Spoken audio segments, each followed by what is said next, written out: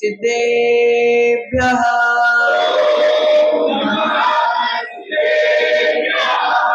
ॐ नमः सिद्धेभ्यः ॐ नमः सिद्धेभ्यः नमो अरिहन्ताणं नमो सिद्धाणं नमो आयनीयाणं नमो वैच्छायाणं नमो लोये सव्यसागुणम्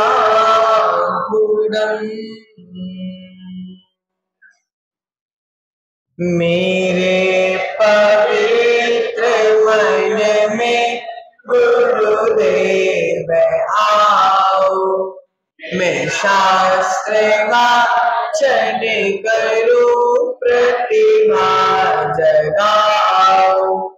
अरिहंत भाषित सभी शुद्ध देवताओं, क्या बोलना अब मुझे तुम ही बताओ, क्या बोलना अब मुझे तुम ही बताओ, क्या बोलना अब मुझे। अनंत अनंत सिद्ध परमेष्टि भगवान की जय बोलिए। प्रथम तीर्थंकर कुंडलपुर के बड़े बाबा की, मूल्यायन 1008 श्रेयांसनाथ भगवान की, देवादिदेव 1008 शीतलनाथ भगवान की, चतुर्विंशति तीर्थंकर भगवान की, परम पूज्य आचार्य भगवंत श्री मांगतुंग स्वामी की, परम पूज्य वात्सल्य रत्नाकर आचार्य भगवंत श्री विमल सागर जी महाराज की, परम पूज्य गणाचार्य गुरुदेव श्री विराग सागर जी महाराज की, परम पूज्य चर्या श्रोमणी गुरुदेव श्री विशुद्ध सागर जी महाराज की, जय बोलिए। सारस्वत कवि आचार्य भगवंत गुरुवर विभो सागर जी महाराज की, अहिंसामय विश्व जैन धर्म की,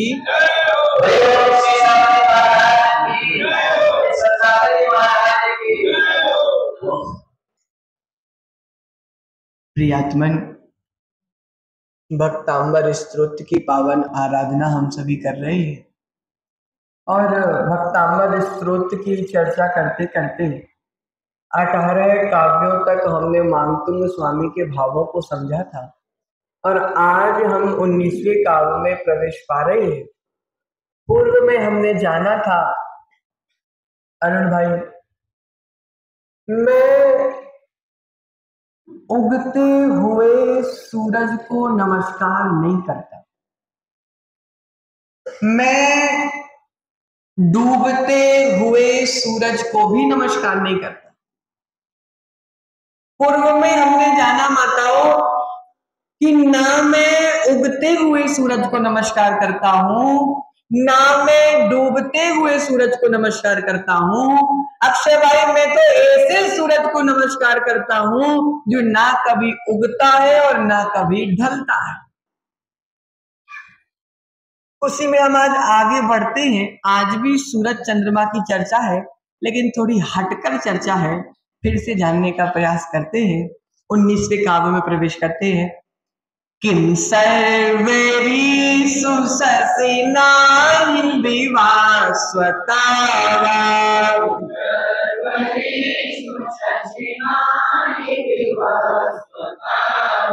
युष्मन्मुखेन्दुदलिते सुतमः सुनाथ,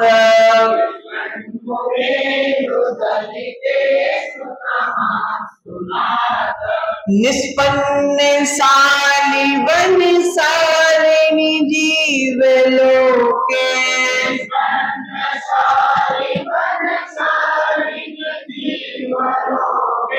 कार्यं कियत् जलधरे जलभारि नम्रे,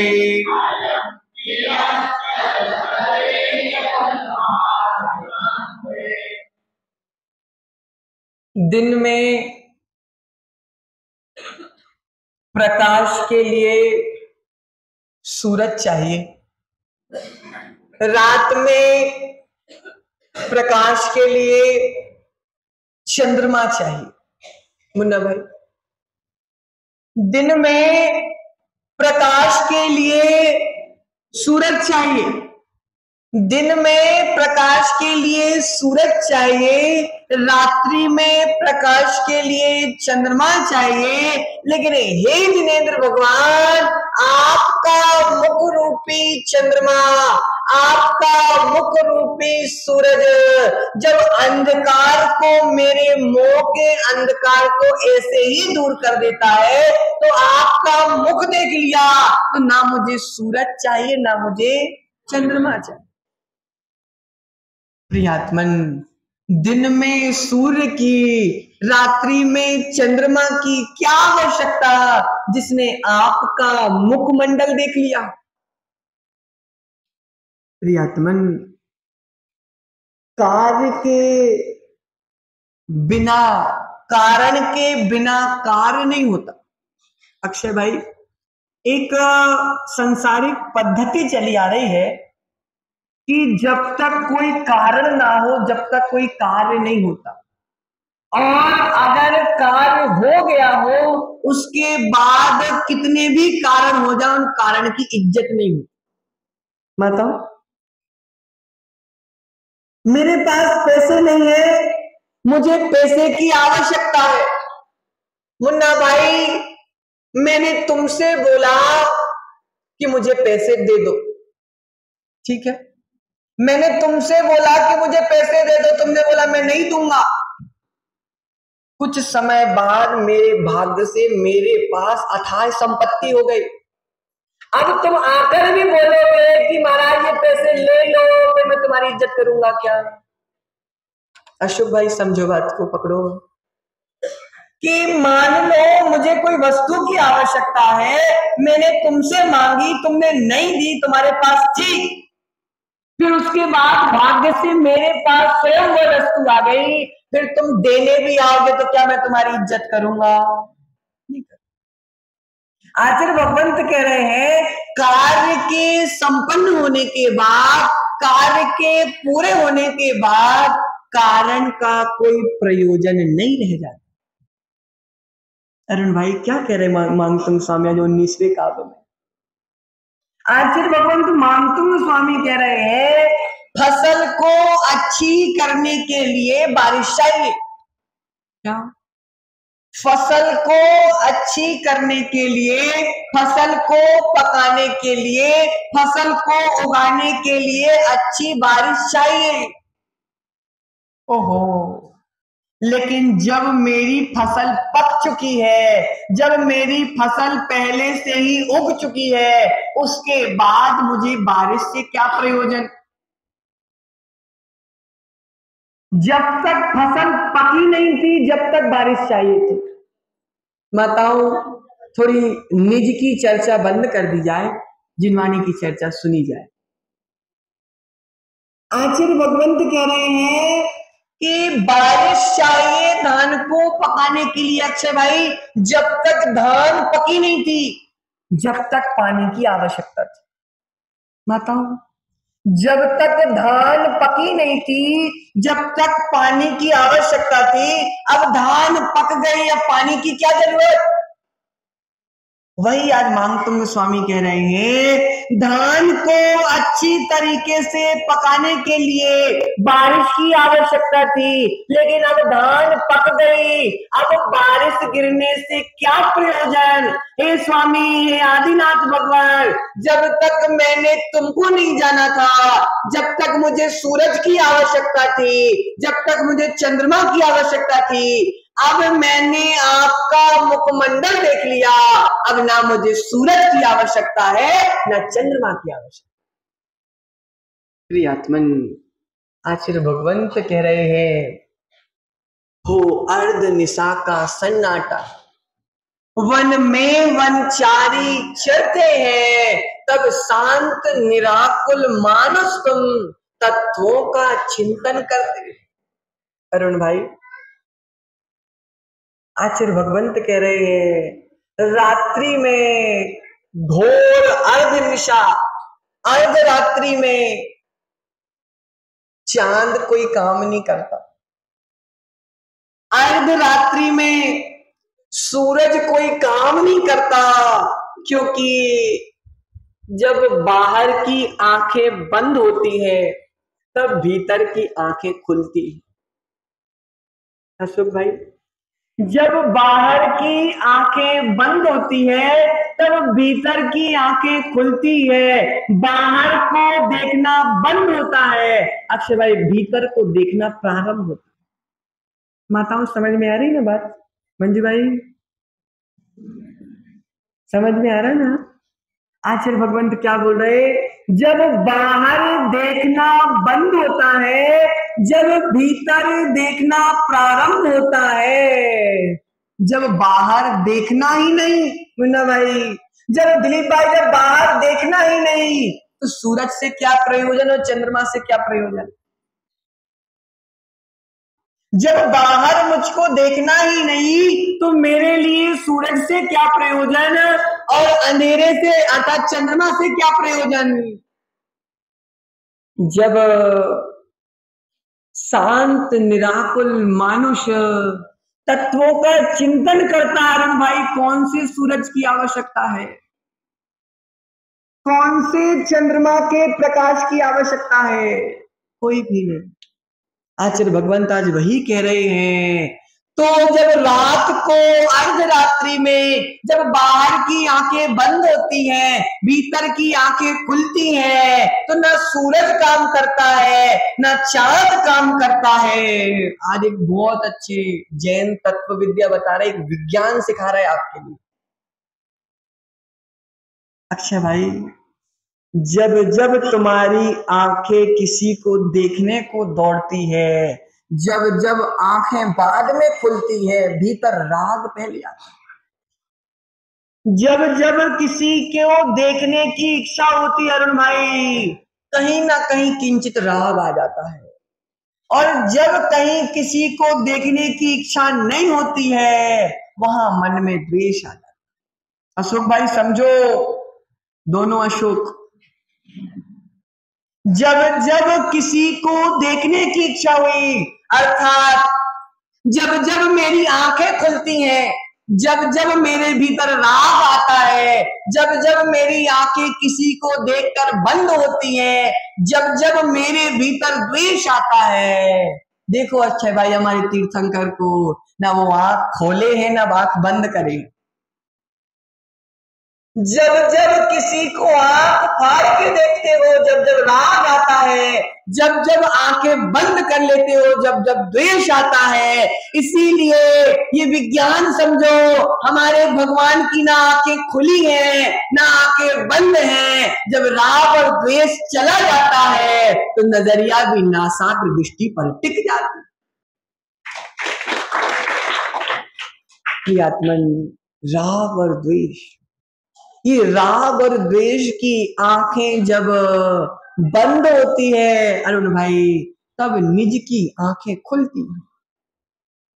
आचार्य भगवंत कह रहे हैं नयनों में लालिमा और हृदय में कालिमा। नयनों में लालिमा और हृदय में कालिमा कब आती है? यदि नैनों में लालिमा है, निश्चित तुम्हारे मन में कालिमा है।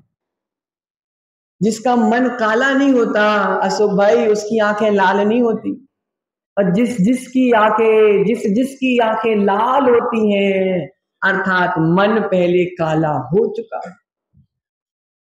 प्रियात्मन, दिन में सूरज की क्या जरूरत, रात में चंद्रमा की क्या जरूरत? अरे भाई, सत्य का उजागर हो गया, सत्य का उजागर हो गया, मोहिनी कर्म नाश हो गया, सारी इच्छाएं समाप्त हो गई, अब देखने की इच्छा ही समाप्त हो गई। तो क्या काम का सूरज और क्या काम का चंद्रमा? संसार की इतनी विचित्र स्थिति है, इतनी विचित्र स्थिति है मनोज भाई, आदमी के प्राण निकल रहे हो, मरने के कुछ समय बचे हो, आदमी ये नहीं बोल रहा कि मुझे भगवान के पास ले जाओ, आदमी क्या बोल रहा, लड़के को बुला लो, लड़की को बुला लो। बताओ, संसार की स्थिति देखो, प्राण निकलने वाली है, प्राण निकलने के लिए 2 मिनट बचे प्रशिष भाई, मोड़ा बुला लो, मोड़ी को बुला लो, मोड़ी के ससुराल वालों को बुला लो, हम देख तो नहीं, एक बार ये आंखें तृप्त तो हो जाए। प्राण छूट रहे हैं, प्राण छूट रहे हैं अरुण भाई, मोह नहीं छूट रहा, राग नहीं छूट रहा। आचार्य भगवंत वही यहां पे कह रहे हैं, यानी देखता कौन है, कौन देखता है, जिसके मन में राग होता है वही देखता है, और आंखें कौन बंद करता है, जहां द्वेष होता है वही आंखें बंद होती है। प्रियतमन, जब तक राग है, जब तक राग है, जहां राग एक बार कदम रख लेता है वहां द्वेष अपने आप आ जाता है। समझो माताओं, जहां राग कदम रख लेता है वहां द्वेष अपने आप आ जाता है। नयन भाई, तुम्हें कौन सा कलर पसंद है?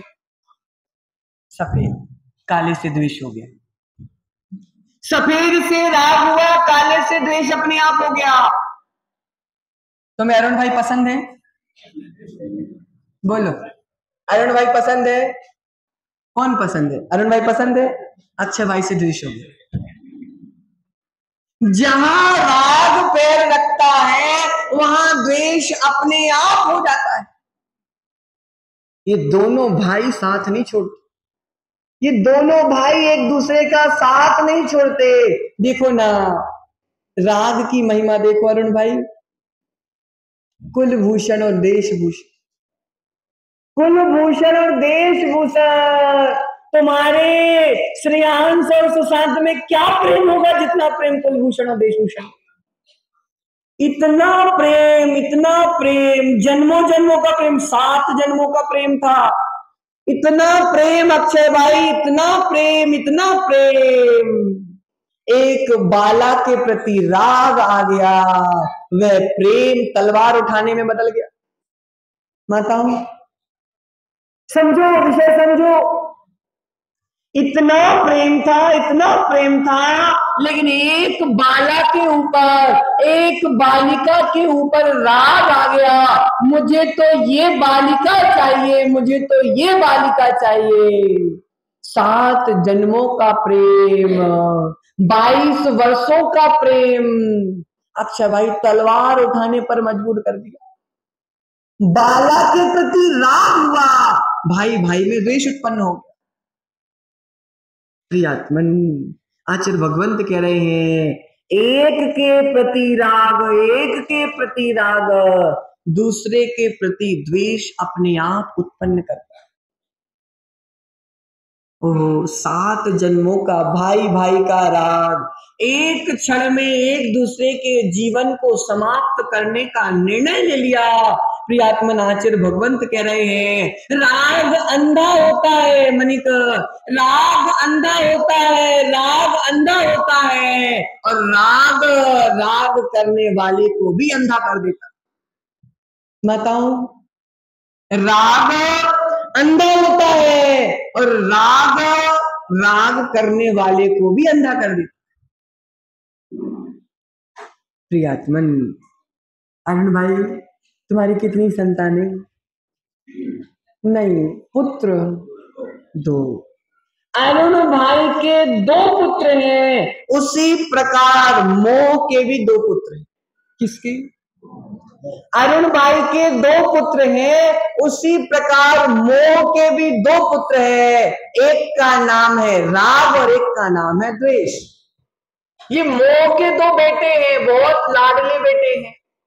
अरुण भाई ने अपने बेटे को भी खूब अच्छे से संभाला है और मोह के बेटों को भी बहुत अच्छे से संभाल रहे हैं। अच्छे भाई, तुम्हारे कितने बेटे हैं? बोलो ना। 2 बेटे हैं। तुमने अपने दोनों बच्चों का भी पालन पोषण बहुत अच्छे से किया। डेढ़ कितने साल के हो गए तुम? 21 के हो गए। और अनंत कितने साल का हो गया? 25 साल। तुमने 25 साल से अनंत का पालन पोषण किया है, तुमने 21 साल से देर का पालन पोषण किया है, लेकिन जो मोह के दो बेटे हैं उनका तो तुम अनादि काल से पालन पोषण कर रहे हो। सत्य की नहीं है? कर रहे कि नहीं कर रहे? कब तक पालन पोषण करोगे? अपने अपने को पालो, दूसरों के बच्चों को कब तक पालते रहोगे? आचार्य भगवंत कह रहे हैं 25 कषाय में से 13 कषाय राग के अंदर आते हैं और 12 कषाय द्वेष के अंदर आते हैं। दिन में सूरज की क्या आवश्यकता, रात में चांद की क्या आवश्यकता? जिसने एक बार निज को देख लिया है उससे पर को देखने की आवश्यकता नहीं होती। अरुण भाई, तुम अभी तक पर को देख रहे हो, इसका मतलब है कि अभी तुमने निज को नहीं देखा। आचार्य भगवंत कह रहे हैं निज को जिसने एक बार निज की परिणति को देख लिया है, जिसने एक बार निज को निहार लिया है, उसी पर की पर्यायों को निहारने की आवश्यकता नहीं पड़ती। प्रियात्मन, जिसने एक बार स्वसंवेदन आत्मानुभूति कर ली है, उसे विषयासक्त बनकर पुद्गल को विषय बनाने की आवश्यकता नहीं। प्रियात्मन, यदि पर को देखना है तो सूरज की आवश्यकता है, यदि पर को देखना है तो चंद्रमा की आवश्यकता है, यदि पर को देखना है तो चश्मे की आवश्यकता है, यदि पर को देखना है तो लाइट टॉर्च की आवश्यकता है, लेकिन निज को देखना है अक्षय भाई, ज्ञान दर्शन पर्याप्त। अगर निज को देखना है तो तुम्हारे भीतर बैठा तुम्हारा ज्ञान दर्शन पर्याप्त है। पर को देखने के लिए सब चाहिए, निज को देखने के लिए अरुण भाई ज्ञान दर्शन तुम्हारे पास पर्याप्त है। आचार्य भगवंत यहाँ पे कह रहे हैं बाहर का दीप क्या प्रकाश देगा, अब तो मुझे एक बार शुद्ध चैतन्य चमत्कार आत्मा को प्रकाशित करना है मेरे ज्ञान दर्शन से।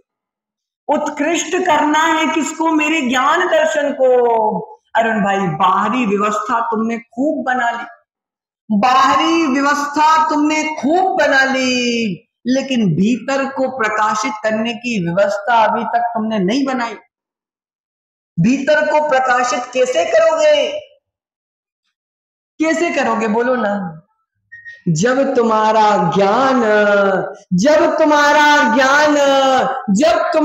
दर्शन सम्यक हो जाएगा, उस दिन तुम अपनी आत्मा को प्रकाशित कर लोगे। प्रियात्मन, एक छोटा सा प्रसंग है, उस प्रसंग से हम एक चीज समझते हैं। अच्छे भाई, तुम्हारे पास एक टॉर्च है, उस टॉर्च से तुम जला के 10 किलोमीटर देख लेते हो, मान लीजिए फॉर एग्जाम्पल।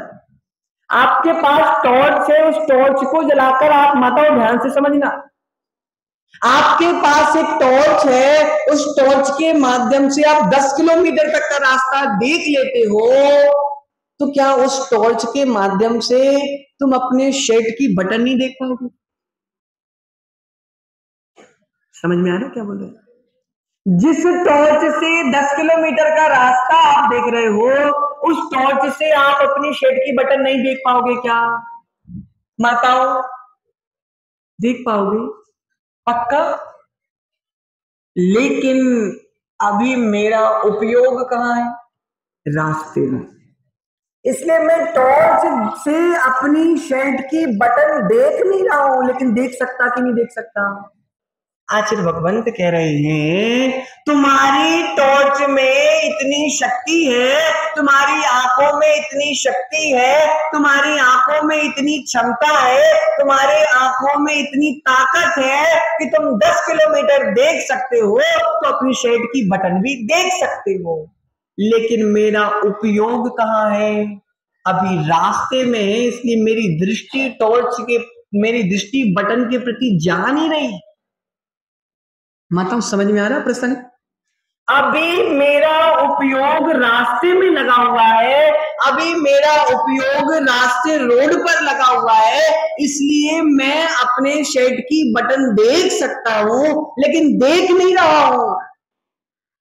जिस टॉर्च में 10 किलोमीटर देखने की शक्ति हो मुन्ना भाई, वह अपनी स्वयं की बटन कैसे नहीं देख सकता है? उसी प्रकार शक्ति तो है लेकिन उपयोग नहीं है। उसी प्रकार मुन्ना भाई तुम में शक्ति तो है, तुम में शक्ति तो है लेकिन दृष्टि तुम्हारा उपयोग पर टिका हुआ है, इसलिए तुम्हारी दृष्टि पर जा रही है। तुम में शक्ति है कि तुम निज में भी अपनी दृष्टि लगा सकते हो लेकिन तुम्हारा उपयोग अभी निज में नहीं है, इसलिए तुम्हारी दृष्टि निज की ओर नहीं जा रही। समझ में आया?